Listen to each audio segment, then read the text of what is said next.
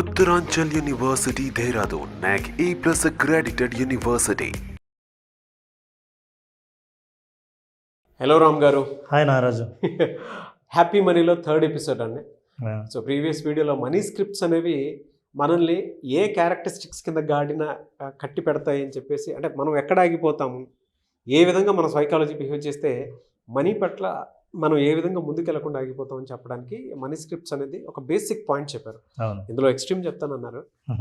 So ఈ ఎపిసోడ్లో ఏం చెప్తున్నారు? అయితే ఈ మనీ స్క్రిప్ట్స్ ద్వారా పర్సనాలిటీస్ తయారవుతాయి. నారాజు, లాస్ట్ టైం మనం అనుకున్నాం, what does your money script say about you. ప్రతి మనిషికి స్క్రిప్ట్స్ ఉంటాయి జీవితానుభవాల వల్ల. ఈ స్క్రిప్ట్లో మీరు తయారు చేసుకున్న స్క్రిప్ట్ కాంబినేషన్ మొత్తం కలిపేస్తే మీకంటూ ఒక పర్సనాలిటీ డెవలప్ అయితే ఆ పర్సనాలిటీని ఏమంటారు, దాని క్యారెక్టరిస్టిక్స్ ఎలా ఉంటాయి, మీ దగ్గర ఉంటుందా, డబ్బు ఉండదా, ఇది చెప్పచ్చు. అంటే ఉన్నవాళ్ళ కాదని. బట్ దానికి ముందు మనం let us understand, we spoke, ఈ స్క్రిప్ట్స్ ఏం చెప్తుందంటే మనిషి ఫైనాన్షియల్ ఫ్రీడమ్, ఆర్థిక ప్రగతి, లైఫ్లో డబ్బుకు సంబంధించిన వర్రీస్ ఏమీ లేని పరిస్థితి, తను అనుకున్నట్టు జీవితం ముందుకు సాగగలిగిన స్థితి, ఇవన్నీ పొందుతున్నాడా లేదా అన్నది ఈ స్క్రిప్ట్స్ను మనం పరిశీలిస్తే ఈ స్క్రిప్ట్ ద్వారా ప్రతి మనిషి తనను తాను అర్థం చేసుకోవచ్చు. ఇది అందరూ చూడాల్సిన అవసరం ఉంది. ఎందుకంటే నారాజు, మనం ఎప్పుడు మన ఆలోచన విధానం గురించి ఆలోచించాం. అసలు నా ఆలోచన ఎక్కడైనా లోపం ఉందా, నా ఆలోచన ఇంప్రూవ్ చేసుకోవాల్సిన అవసరం ఉందా, నా ఆలోచన వల్లే ఇది సాధించగలుగుతున్నానా లేదా అన్నది మనం ఎక్స్టర్నల్ కండిషన్స్ మీద ఎక్కువ ఆధారపడి ఉంటాం. అయితే మనం ఇవాళ ఈ ఎపిసోడ్లో నిజంగా ఎంత సైంటిఫిక్గా మనల్ని మనం ఎట్లా అర్థం చేసుకోవచ్చో చూద్దాం. Okay sir. These are people, Ted and Brad. ఒక ఆర్థిక శాస్త్రవేత్త, ఒక మానసిక నిపుణుడు, సైకాలజిస్ట్ అండ్ ఎకానమిస్ట్, ఇద్దరు కలిసి ఆలోచించారు. డబ్బులు చాలామందికి అందరికీ ఉంటాయి కదా, ఏంటి ప్లానింగ్ వల్లనా, చాలా తెలివైన వాళ్ళు అని.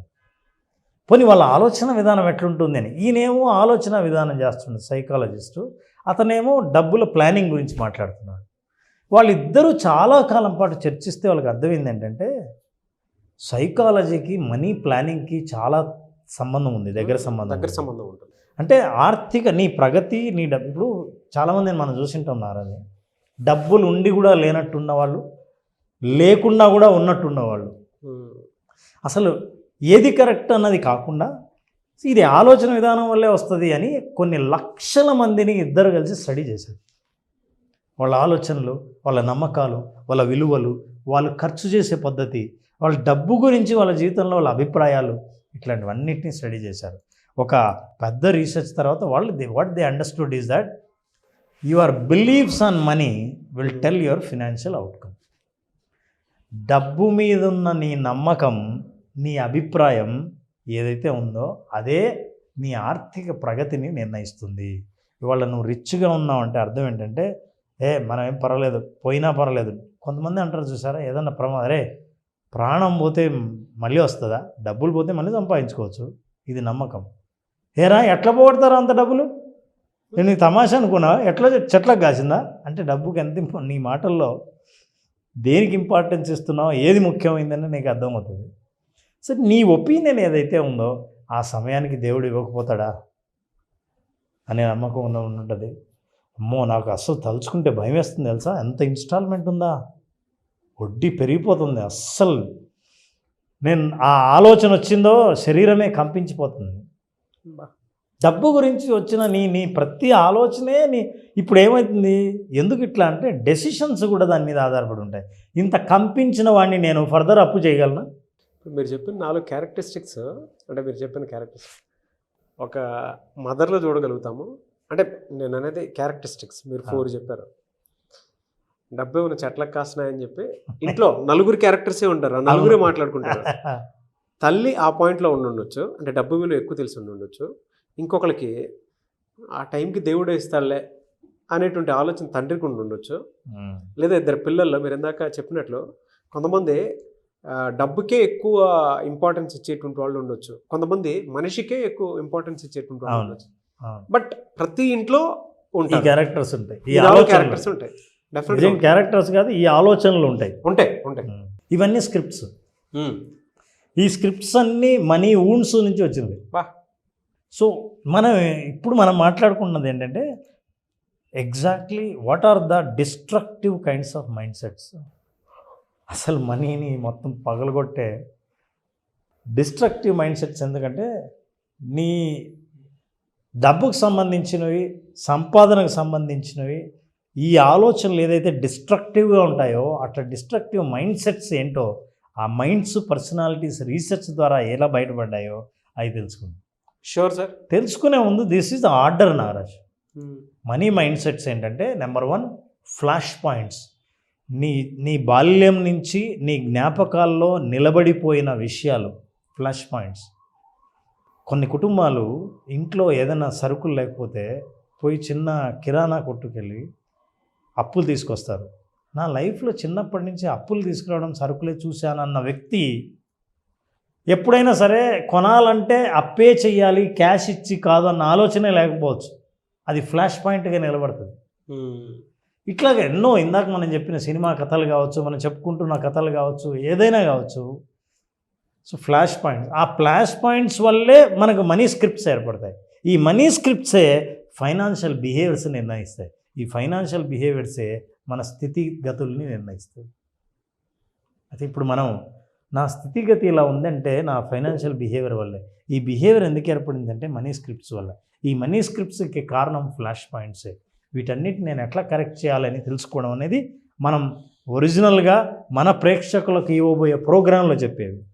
కానీ అంతకంటే ముందు మనం తెలుసుకోవాల్సిన జ్ఞానం ఏంటంటే ఈ ఇద్దరు సైంటిస్టులు తెలిసిన చాలా రీసెర్చ్ తర్వాత, కొన్ని లక్షల మందిని రీసెర్చ్ తర్వాత మనీ స్పెండింగ్ కెపాసిటీ, డబ్బును ఖర్చు పెట్టే లేదా సంపాదించే వాళ్ళ నమ్మకాలని గురించి ఒక్కొక్క క్యారెక్టర్ బయటికి తీశారు. మొట్టమొదటి క్యారెక్టర్ ఏంటంటే the first one what they found is that money avoidance people.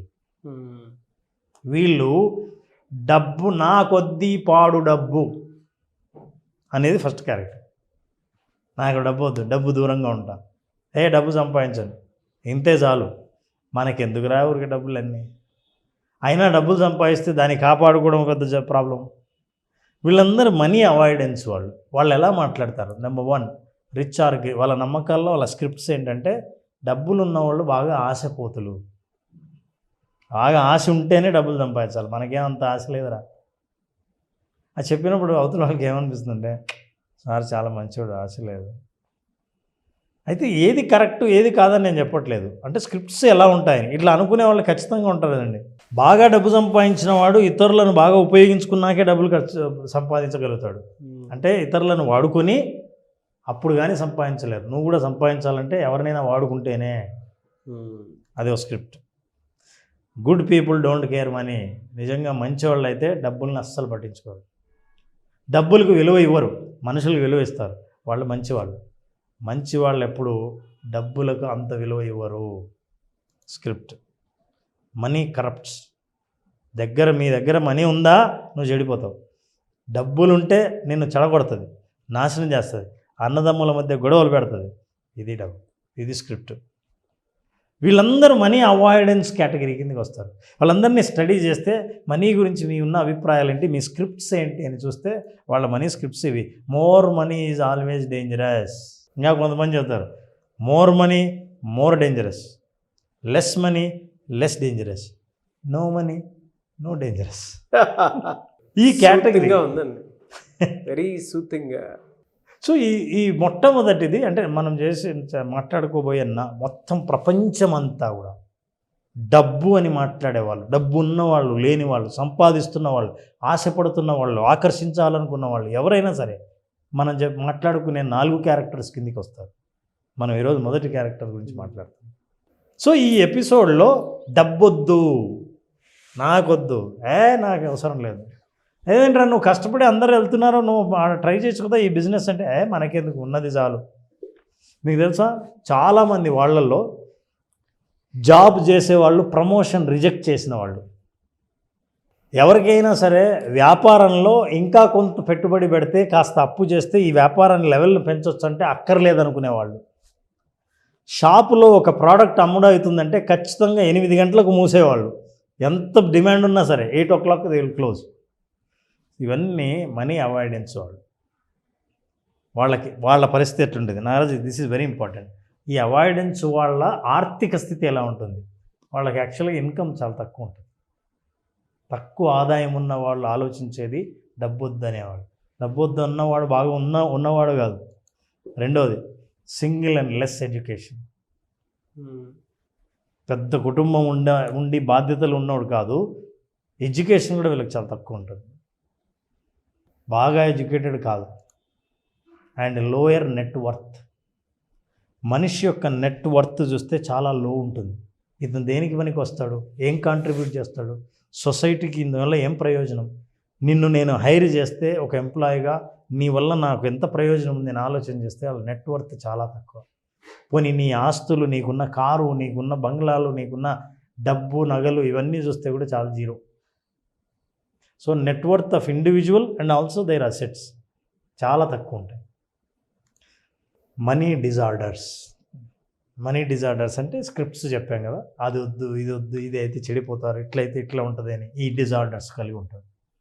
ఈ లక్షణాలందరూ కలిగి ఉన్న వాళ్ళు మనీ అవాయిడెన్స్ చేసేవాళ్ళు లేదా మనీ అవాయిడ్ చేస్తున్న వాళ్ళందరికీ ఖచ్చితంగా వాళ్ళ లైఫ్లో ఇది ఉంటుంది. ఇప్పుడు మీరు ఆలోచిస్తే లోయర్ ఇన్కమ్, అవును నేను ఇలాగే ఆలోచిస్తాను కదా, ఇది కదా నా మైండ్ సెట్ అని ఆలోచించగలిగితే you identify yourself that you are money avoidant person. So Naraju, these are all the characteristics మనం మాట్లాడుతూ మొదటి క్యారెక్టరిస్టిక్ గురించి మాట్లాడాం. Lower income, single and less education, lower net worth, money disorders. కానీ ఇందులో common thing sir, good or bad, positive or negative. అవును, we are not talking good or bad. Yes యాక్చువల్గా money disorder అనేది ప్రతి ఒక్కరికి ఉంటుంది. అయితే పోను మనం ఒక్కో క్యారెక్టరిస్టిక్స్కున్న లక్షణాలు మనకు ఎంత దగ్గరగా ఉన్నాయి, మనం ఎక్కడున్నామని తెలుసుకునే అవకాశం ఉంటుంది. ఎస్, రియలీ ఫెంటాస్టిక్ సబ్జెక్ట్ అండి తెలుగులో అయితే నాకు తెలిసి. దీని మీద ప్రతి దాంట్లోనూ ఒక్కొక్క పాయింట్ తీసుకుని బుక్ రాస్తే మాత్రం చాలా పెద్ద సైకాలజీ ఉంది. మనం ఎక్కడో ఫారిన్ కంట్రీస్ బుక్ మొత్తం చదువుకొని ఎవరెవరో ఆథర్స్ పేరు రాసింది చదువుకుని ఇచ్చేస్తూ ఉంటాం. But it's a very good subject. I really loved it. చాలా నేర్చుకోవడానికి అవకాశం ఉండేటువంటి సబ్జెక్ట్ ఇది. డబ్బును ఎలా అర్థం చేసుకోవాలి అనేటువంటి దానికి, అంటే మనం హ్యాపీనెస్గా ఉంచుకోవడానికి డబ్బు ఎంతవరకు అవసరం, దాంతోపాటు ఎంతవరకు ట్రావెల్ చేయాలి, ఇది ఎంతవరకు బై ప్రోడక్ట్, బై ప్రోడక్ట్ అని చెప్పడానికి it's a pure science and psychology. Yes, really fantastic అండి. అంటే యాటిట్యూడ్ని చాలా చేంజ్ చేసుకోవడానికి ఇందులో అవకాశం ఉంది. చాలా scope. Thank you so much Ram garu. Thank you Naraj. మన ప్రేక్షకులకు ఎవరికైనా ఇంతవరకు మనం చేసిన విజువలైజేషన్ నుంచి ఎవరైతే ఆర్థిక స్వేచ్ఛను కోరుకుంటున్నారో, ఆర్థికంగా నా దగ్గర డబ్బు ఎందుకు నిలబడడం లేదు, డబ్బు గురించి ఆలోచిస్తే చాలు ఆందోళన ఎందుకు పెరుగుతోంది, ఇట్లాంటి ఆందోళన నుంచి బయటపడాలంటే నా సైకాలజీ నా పరిస్థితుల్ని ఎంతవరకు మారుస్తుందో తెలుసుకోవాలంటే విజువలైజేషన్ June 10th స్టార్ట్ చేసే విజువలైజేషన్లో అటెండ్ అవ్వాల్సిందే. కంప్లీట్గా కొత్త కంటెంట్తో, హ్యాపీ మనీ అనే పేరుతో విజువలైజేషన్ సెషన్స్ స్టార్ట్ చేస్తున్నాం. 5 రోజుల పాటు జరిగే ఈ సెషన్లో మనిషి యొక్క నమ్మకాలు ఎక్కడ బలహీనంగా ఉన్నాయి, ఎక్కడ బలంగా ఉన్నాయని ఒక టెస్ట్ ద్వారా వాళ్ళే అర్థం చేసుకునే మనం ఒక ప్రాసెస్ని మొదలుపెట్టి చివరికి ఆర్థికంగా బలంగా వాళ్ళ నమ్మకాలను ఏర్పాటు చేసుకునేటట్టుగా ఈ కోర్సులో వాళ్ళని తయారు చేయడం జరుగుతుంది. ఖచ్చితంగా గాయాల నుంచి బయటపడి ఆరోగ్యంగా పరుగు పెట్టేంత ఎనర్జీని వాళ్ళకు పొందేటట్టు మనం విజువలైజేషన్ 2.0 డిజైన్ చేయడం జరిగింది. ఫెంటాస్టిక్ అండి. I'm eagerly waiting for 10th batch. నేను కూడా జాయిన్ అవుతాను, ఎందుకంటే ఫస్ట్ బ్యాచ్ కాబట్టి. Yes. Thank you sir. Thank you so much Ram garu. Thank you Naraj. Thank you. Suman టీవీలో మీ పర్సనల్ అండ్ బిజినెస్ ప్రమోషన్స్ కోసం కింది నెంబర్కి కాంటాక్ట్ చేయండి.